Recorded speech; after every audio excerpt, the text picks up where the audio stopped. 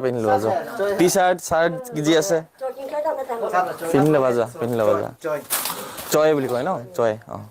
মাত্ৰ 13 বছৰ বয়সত এই কণমানি ল'ৰাটোৰ চুলি পকি গ'ল তাৰ চুলি চেলাউৰি হওক তাৰ অৱস্থাটো চাওক মাত্ৰ 13 বছৰ বয়সত এই অৱস্থা এই ল'ৰাটিৰ দুটি ভায়েক আছে চাব পাৰিছে এই কণমানি ল'ৰাকেইটাৰ মাক দেউতাক নাই দেউতাক ঢুকালে আৰু মাতৃয়ে এৰি থৈ গুচি গ'ল 2 বছৰমানৰ আগতে আৰু এই পৰিয়ালটো চলাই আছে এই কণমানি 13 বছৰীয়া ল'ৰাটোৱে ভাবিয়ে আচৰিত লাগে যে কেনেকৈ এই 13 বছৰৰ ল'ৰাটোৱে নিজৰ ভায়েককেইটাক স্কুলত পঢ়ুৱাই আছে নিজৰ ঘৰ চলাই আছে বা খোৱা বোৱা যোগান ধৰিছে ৰমনে অকল কাৰ্বি ভাষাহে জানে সেইকাৰণে কমিউনিকেশ্যন অলপ অসুবিধা হ'ব পাৰে অলপ অসমীয়া ক'ব পাৰে আৰু অলপ ন অলপ ভাইটিৰ নাম কি হা মিন্দা তেৰণ আৰু এইফালে নাম বৰচন তেৰণ সিহঁতৰ পঢ়া শুনা খৰচা কোনে দিয়ে তোমাৰ কিমান পোৱা পইচা 100 টকা 100 টকা এদিনত নে এখনত একটাত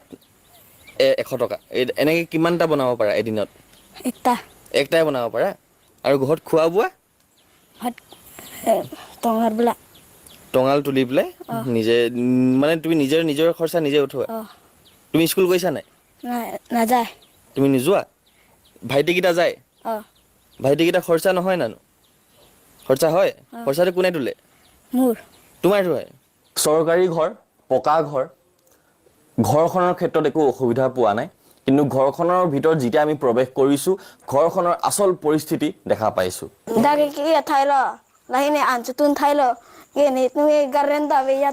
ইয়াত ঘৰত ক'ত পঢ়ে ইয়াতে পঢ়ে কাৰেণ্ট আছে নাই কাৰেণ্ট নাই এই তেতিয়াহ'লে পঢ়ে কেনেকে ৰাতি হেৰি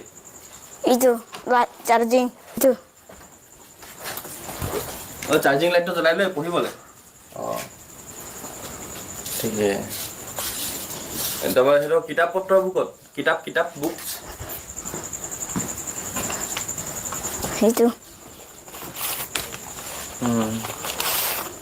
এইবিলাক কিবা দৰকাৰ হ'লে কোনে কিনি দিয়ে আকৌ তুমি কিনি দিয়া আজি কি খালা তাৰপিছত টোপনি ক'ত যোৱা শুৱা ক'ত ইয়াতে ইয়াত শুই যোৱা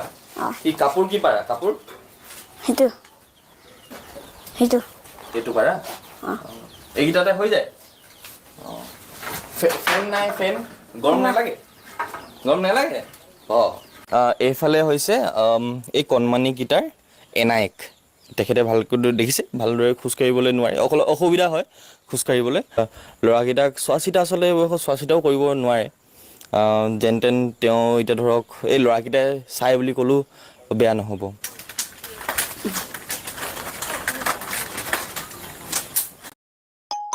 আৰু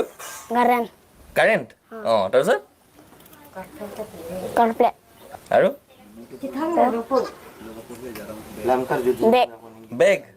বেগটোতো তোমাৰ কাৰণে নহয় ভাইটিকেইটাৰ কাৰণে বেগ আচ্ছা তোমাৰ কাৰণে কি লাগিব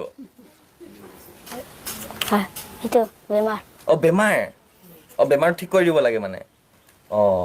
বেমাৰ যদি ঠিক কৰিবলৈ লাগে আমাৰ লগত যাব লাগিব নহয় যাবা আমাৰ লগত যাবা সঁচাকে ৰমনহেঁতক লৈ এটা ডাঙৰ সিদ্ধান্ত আমি লৈছোঁ যোনটো সিদ্ধান্ত চাগে তেখেতলোকৰ জীৱনত এটা ডাঙৰ সলনি আনিব পাৰিব কেইদিনমানৰ আগতে ৰমনহেঁতৰ এই পৰিয়ালটোৰ লগত চিনাকি কৰাই দিছিলোঁ কেনেকৈ এই পৰিয়ালটোক ৰমনে চলায় সেয়া দেখাইছিলোঁ লগতে ৰমনৰ ট্ৰিটমেণ্টটো আমি ডিব্ৰুগড়ত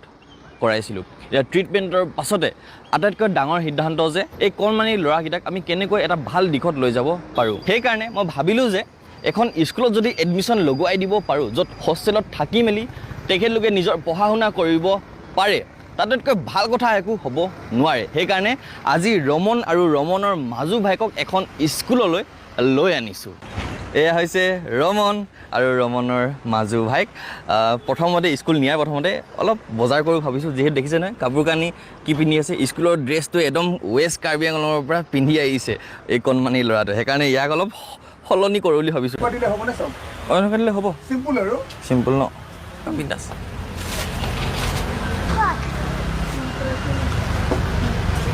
পাইছে হৈ গ'ল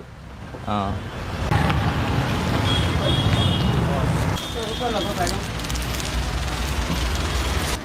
কি ৰং লাগিব লাজ কৰিছে ভাইটিৰ কাৰণে হ'ব নাই এইটো হ'ব ঠিক আছে ভাইটিৰ কাৰণে হ'ব তোমাৰ কাৰণে হ'ব নাই সেইটো কোৱা এতিয়া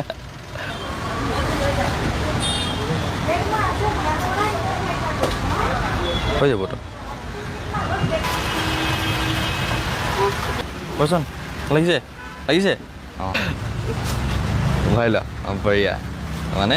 আমি এইবিলাক বস্তু আগতীয়াকৈ কিনি লৈছোঁ যাতে সেই এক্সাইটমেণ্ট এটা থাকে যাতে পাছলৈ এনেও যেতিয়া